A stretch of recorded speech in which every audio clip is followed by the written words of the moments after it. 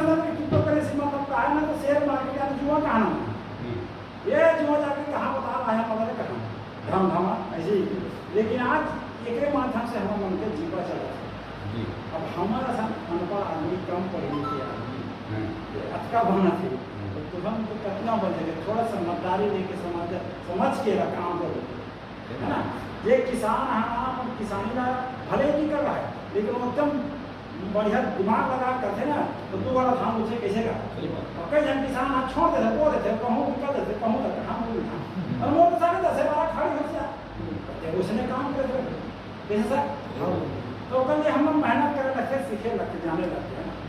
तो तुम्हारा बहुत अच्छा मतलब किस्मत वाला हो, जरा समझ गए थे पढ़ने है ना।